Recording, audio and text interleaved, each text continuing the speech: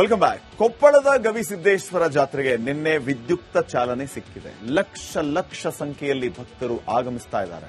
15 ದಿನಗಳ ಕಾಲ ನಡೆಯುವಂತ ಈ ಜಾತ್ರೆಯಲ್ಲಿ ವಿಶೇಷವೇ ಅನ್ನದಾಸೋಹ. ಜಾತ್ರೆ ಮುಗಿಯೋವರೆಗೂ ಹಚ್ಚಿದಂತಹ ಒಲೆ ಆರುವ ಮಾತೇ ಇಲ್ಲ. ಇವತ್ತು ದಾಸೋಹದಲ್ಲಿ ಗರಿಗರಿ ಮಿರ್ಚಿ ಘಮಘಮ. ನೋಡ್ಕೊಂಬನ್ನಿ ಈ ವರದಿನ.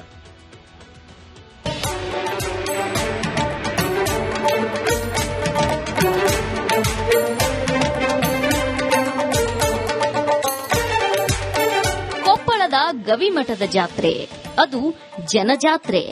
ಕಣ್ಣು ಹಾಯಿಸಿದಷ್ಟು ದೂರ ಭಕ್ತಕೋಟಿ, ಕಾಲಿಡೋದಕ್ಕೂ ಜಾಗ ಇರೋಲ್ಲ. ನಿನ್ನೆಯ ಮಹಾರಥೋತ್ಸವದ ಈ ದೃಶ್ಯಗಳನ್ನೊಮ್ಮೆ ನೋಡಿ. ಕೊಪ್ಪಳ ಗವಿ ಜಾತ್ರೆಯಲ್ಲಿ ಭಕ್ತಕೋಟಿ. 2ನೇ ದಿನ ಭರ್ಜರಿ ಮಿರ್ಚಿ ಜಾತ್ರೆ.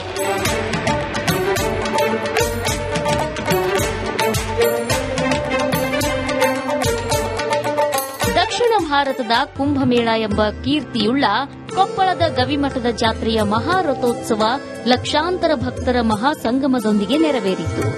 ಅಜ್ಜಯ್ಯನ ಜಾತ್ರೆ ಶುರುವಾಯಿತು ಅಂದ್ರೆ ಮೂಲೆ ಮೂಲೆಯಿಂದಲೂ ಭಕ್ತರ ದಂಡು ಹರಿದು ಬರುತ್ತೆ. ಹೀಗಾಗಿಯೇ ತ್ರಿವಿಧ ದಾಸೋಹದ ಸನ್ನಿಧಿಯಲ್ಲಿ ಹಚ್ಚಿದ ಒಲೆ ಆರಲ್ಲ.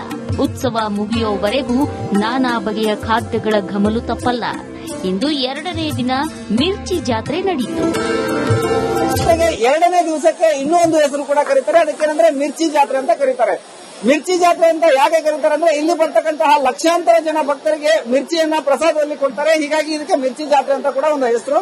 ಇವತ್ತು ಈ ಮಿರ್ಚಿ ಜಾತ್ರೆಯಲ್ಲಿ ಆ ಮಿರ್ಚಿಗಳನ್ನು ತಯಾರು ಮಾಡೋ ಜಾಗದಲ್ಲಿ ನಾನಿದ್ದೀನಿ. ನೀವು ವಿಜುವಲ್ಸ್ ಗಳನ್ನ ತೋರಿಸ್ತಾ ಹೋಗ್ತೀನಿ. ನನ್ನ ಎಡಭಾಗದಲ್ಲಿ ನೀವು ನೋಡ್ತಾ ಇರಬಹುದು ನಿರಂತರವಾಗಿ ನಡೆಯುತ್ತೆ. ಈಗ ದೃಶ್ಯಗಳಲ್ಲಿ ನೋಡ್ತಾ ಇರಬಹುದು ಏನು ಬಾಂಡ್ಲೆಗಳಲ್ಲಿ ಮಿರ್ಚಿಯನ್ನ ಬಿಟ್ಟು ಮಿರ್ಚಿಯನ್ನ ತಯಾರು ಮಾಡ್ತಕ್ಕಂತಹ ಕೆಲಸ ನಡೀತಾ ಇದೆ. ಸುಮಾರು 500 ಜನರಿಂದ ಈಗಾಗಲೇ ಮಿರ್ಚಿಯನ್ನ ಮಾಡ್ತಕ್ಕಂತಹ ಕೆಲಸ ನಿರಂತರವಾಗಿ ನಡೀತಾ ಇದೆ ಅಂತ ಹೇಳಬಹುದು. 11 ವರ್ಷಗಳಿಂದ ಸಮಾನ ಮನಸ್ಕರ ಬಳಗದ ತಂಡದವರು ಈ ಮಿರ್ಚಿ ಸೇವೆ ಮಾಡುತ್ತಿದ್ದಾರೆ.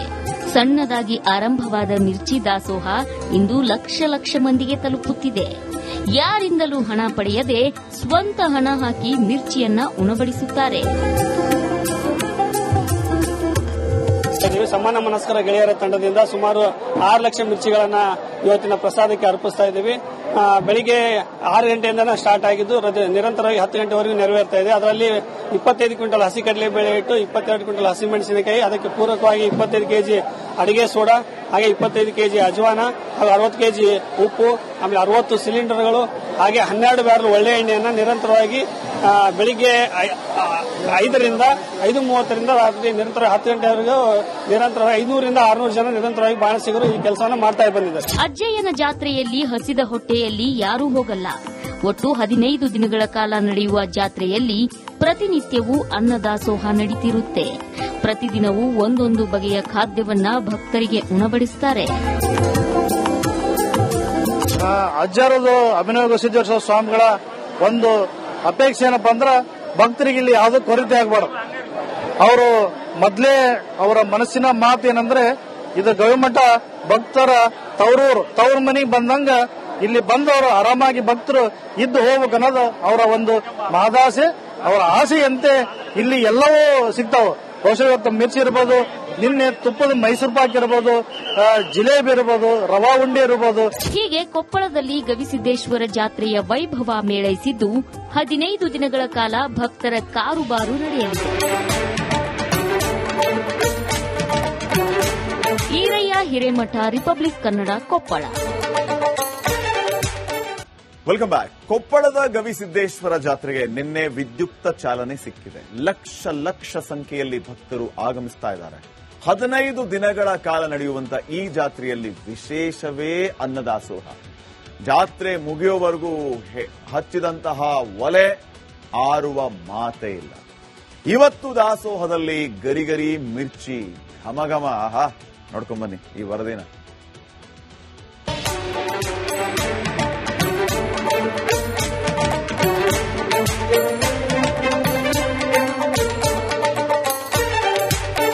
ಕೊಪ್ಪಳದ ಗವಿಮಠದ ಜಾತ್ರೆ ಅದು ಜನಜಾತ್ರೆ. ಕಣ್ಣು ಹಾಯಿಸಿದಷ್ಟು ದೂರ ಭಕ್ತಕೋಟಿ, ಕಾಲಿಡೋದಕ್ಕೂ ಜಾಗ ಇರೋಲ್ಲ. ನಿನ್ನೆಯ ಮಹಾರಥೋತ್ಸವದ ಈ ದೃಶ್ಯಗಳನ್ನೊಮ್ಮೆ ನೋಡಿ. ಕೊಪ್ಪಳ ಗವಿ ಜಾತ್ರೆಯಲ್ಲಿ ಭಕ್ತಕೋಟಿ. ಎರಡನೇ ದಿನ ಭರ್ಜರಿ ಮಿರ್ಚಿ ಜಾತ್ರೆ.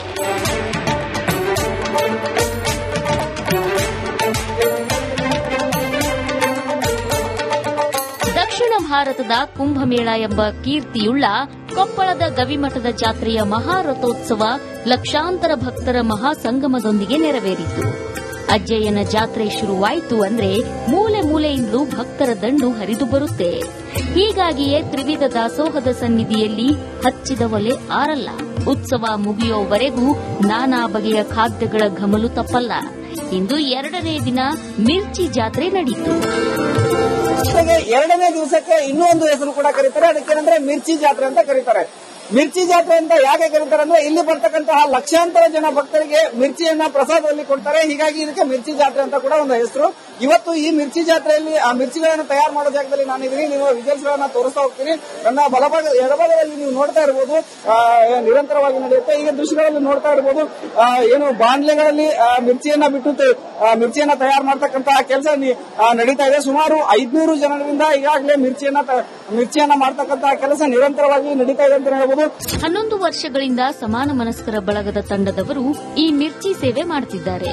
ಸಣ್ಣದಾಗಿ ಆರಂಭವಾದ ಮಿರ್ಚಿ ದಾಸೋಹ ಇಂದು ಲಕ್ಷ ಮಂದಿಗೆ ತಲುಪುತ್ತಿದೆ. ಯಾರಿಂದಲೂ ಹಣ ಪಡೆಯದೆ ಸ್ವಂತ ಹಣ ಹಾಕಿ ಮಿರ್ಚಿಯನ್ನ ಉಣಬಡಿಸುತ್ತಾರೆ. ಸಮಾನ ಮನಸ್ಕರ ಗೆಳೆಯರ ತಂಡದಿಂದ ಸುಮಾರು 6 ಲಕ್ಷ ಮಿರ್ಚಿಗಳನ್ನ ಇವತ್ತಿನ ಪ್ರಸಾದಕ್ಕೆ ಅರ್ಪಿಸ್ತಾ ಇದ್ದೀವಿ.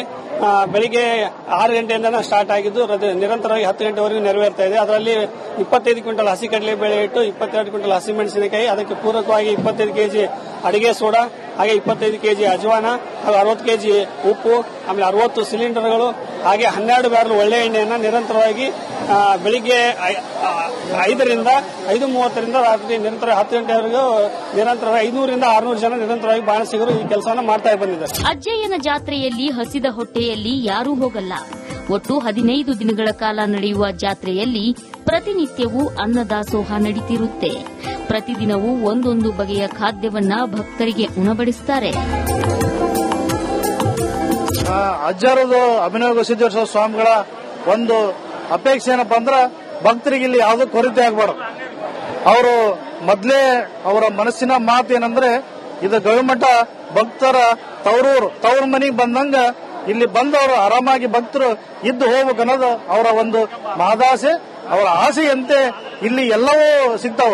ಬಹುಶಃ ಇವತ್ತು ಮಿರ್ಚಿ ಇರ್ಬೋದು, ನಿನ್ನೆ ತುಪ್ಪದ ಮೈಸೂರು ಪಾಕ್ ಇರಬಹುದು, ಜಿಲೇಬಿ ಇರಬಹುದು, ರವಾ ಉಂಡೆ ಇರಬಹುದು. ಹೀಗೆ ಕೊಪ್ಪಳದಲ್ಲಿ ಗವಿಸಿದ್ದೇಶ್ವರ ಜಾತ್ರೆಯ ವೈಭವ ಮೇಳೈಸಿದ್ದು 15 ದಿನಗಳ ಕಾಲ ಭಕ್ತರ ಕಾರುಬಾರು ನಡೆಯಲಿದೆ. ಈರಯ್ಯ ಹಿರೇಮಠ, ರಿಪಬ್ಲಿಕ್ ಕನ್ನಡ, ಕೊಪ್ಪಳ.